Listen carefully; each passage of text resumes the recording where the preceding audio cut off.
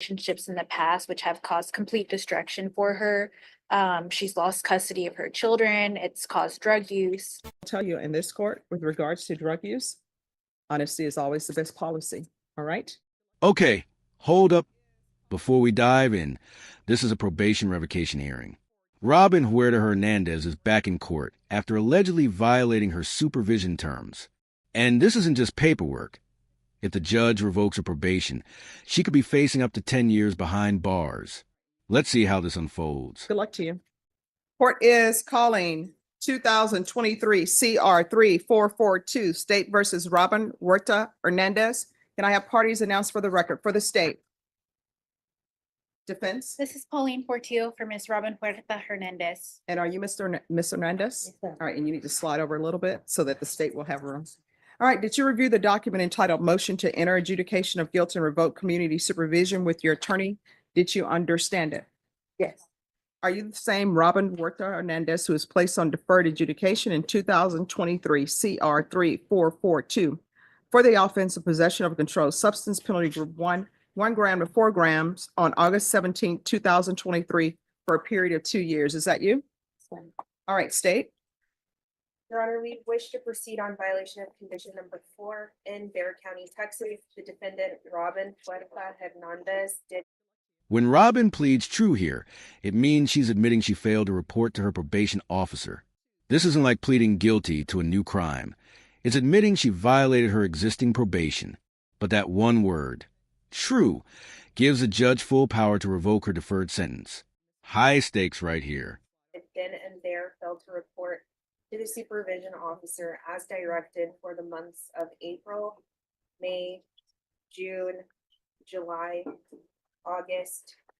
Notice what the judge says here, that any agreement between Robin and her attorney isn't binding. Only the court decides. That's a crucial legal detail. What do you think? Should judges stick to plea recommendations or have total discretion like this? And September 2024 in violation of condition number 4. How do you plead to that? True or not true? True. State. We waive and abandon the remainders. Any objections? No objections, Your Honor. Did you understand by pleading true to violation of condition number 4, the court could find it true, grant the motion, find you guilty, sentence you up to 10 years in prison and up to a $10,000 fine? You need to Yes, speak. yes, yes, Your Honor. Knowing that, do you still wish to plead true to violation of condition number 4? All right, so here's the thing. Let me explain this to you.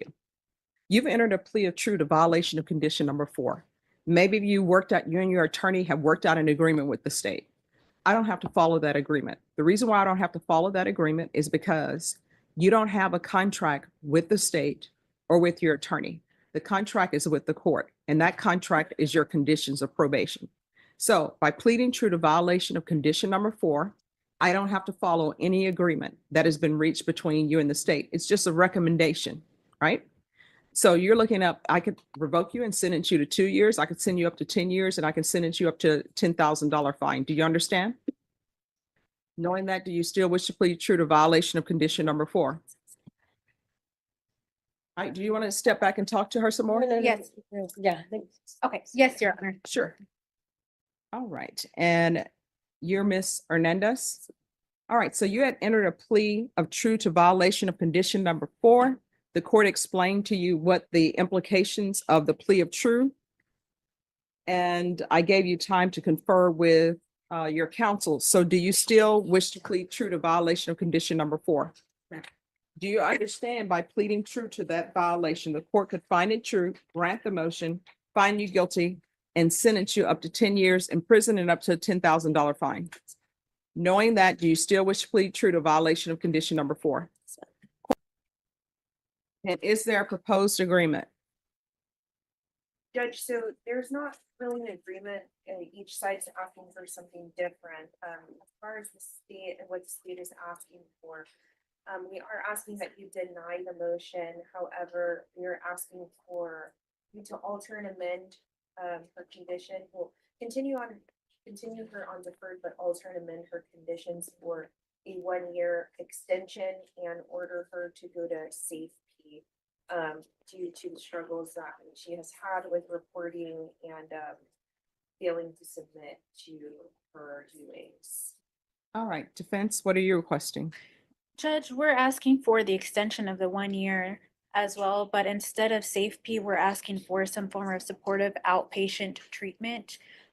Since Miss Huerta Hernandez was released, she's been doing almost daily NA meetings online. She's been checking in with Miss Lanier, her pretrial supervision officer, which I have an email from her. Studio microphone, this part gets real. Homelessness, addiction, losing custody. It's heartbreaking, but it also shows how complex these cases are. It's not just about breaking the law. It's about trying to rebuild after years of trauma. Can you imagine trying to stay compliant under all that?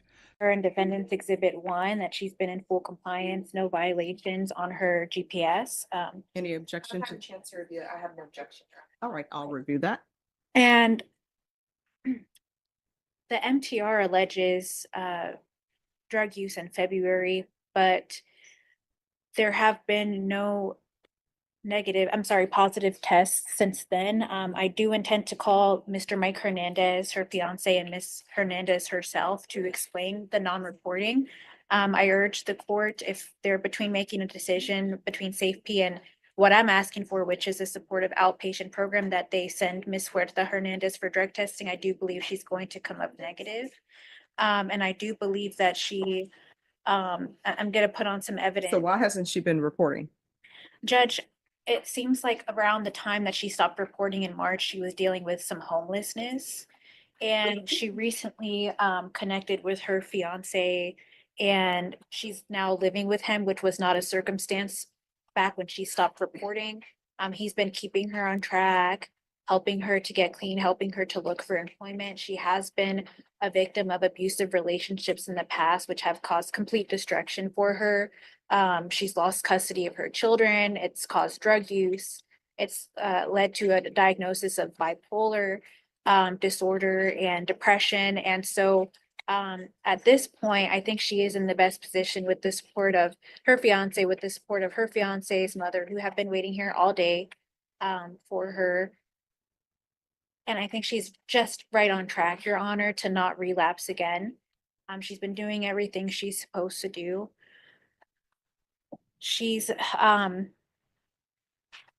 also has some medical disorders that I think are gonna cause a problem for her if she had to go back into detention. She has a little eye infection, if the court could take notice of. She has a cut eye that I think she needs to get treated pretty soon, and she has asthma that she said was very difficult for her when she was in SATIF. And Your Honor, I think just the circumstances for her right now are gonna be optimal for her to succeed and not relapse. She has no criminal history besides this case. So at this point, I'm asking you, add conditions, weekly UAs, random UAs, zero tolerance, can keep her on GPS. She would like to look for work as a housekeeper at this point to help contribute to the household and get some visits back in. She has ordered supervised visits through Guardian House right now with her 16-year-old. So she really just wants to get her life back together and get back on I'm track. sorry, what did you say about her and a 16-year-old? She's supervised visits at Guardian House right now. They cost quite a bit of money though, so she will have to work to try to get those visits in. But that's my understanding from what she tells me is going on with that minor child. She does have older children as well. They're adults. They were here at the last setting, but as Studio microphone, all right. This is the moment of truth. The judge orders a drug test, and Robin confidently says it'll come back negative. Everyone's holding their breath, because if she fails this, it could destroy her defense completely. Let's see what happens next. as far as just the minor, she really has to rebuild that back up because her past relationships have really caused havoc in her life Okay, and have led to these behaviors. and state. Judge, I am in agreement. This is her first MTR. She doesn't have any additional criminal history other than this. However, she has had some issues reporting, and I just think she needs a more structured environment to really help her if she's really serious about getting clean. She did complete SATIF, but did struggle in aftercare, and then just kind of falls off the grid, absconded from the jurisdiction of the court. And there haven't been any positives because she hasn't submitted to UA. And so that's why I'm asking for what I'm asking for, Your Honor. And Judge, I meant to tender Defendant's Exhibit 2 also, which is the verification that she's been attending the NA meeting. Mhm.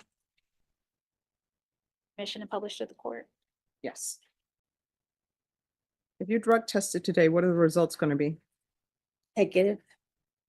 All right, you're going to go do a drug test today. Bashan, she's going to go do a drug test with felony drug court. So if you could have her go, and I'm going to send you some information of who to contact, and they're going to want a photo ID. So if someone can, do you have a photo ID? I don't, Your Honor. Oh, they can take a photo, somebody take a picture of her and give it to them. Just send it.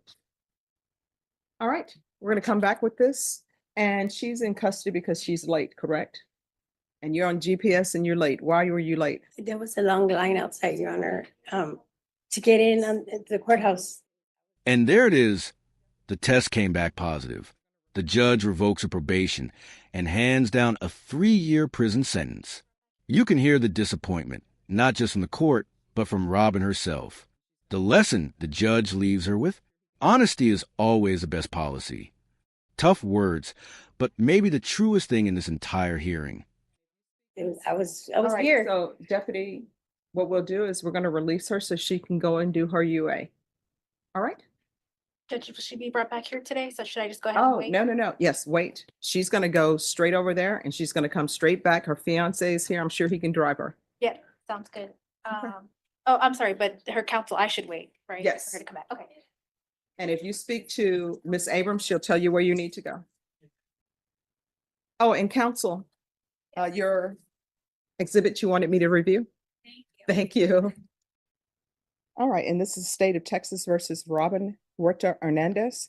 You entered a plea to violation of condition number 4.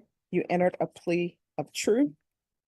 The court ordered a UA, and you informed the court that you would be negative.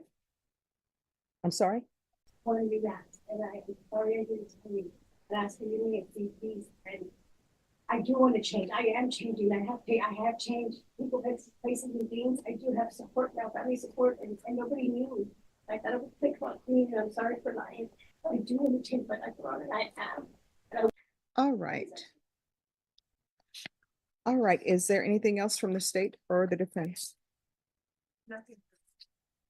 All right, you've been missing for many months. That's what your plea of true was. I was informed that you were going to be clean, that you've been doing great work, but you were not clean. The court is going to grant the motion. The court is going to find you guilty. The court will revoke, request the therapeutic community. How much time are you asking for, state? Defense, what are you asking for? All right.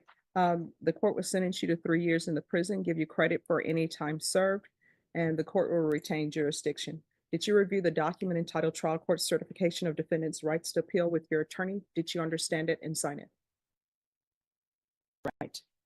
You do have a limited right to appeal. That right to appeal is as it relates to the allegations in the motion, not the fact that you are on deferred adjudication. Because this is a felony conviction, you're not allowed to own or possess any weapons or ammunition. If you have a question over what a weapon or ammunition is, you need to speak to an attorney. Do you understand? All right, we can go off the record. Good luck to you. I will tell you in this court, with regards to drug use, honesty is always the best policy. All right, good luck to you.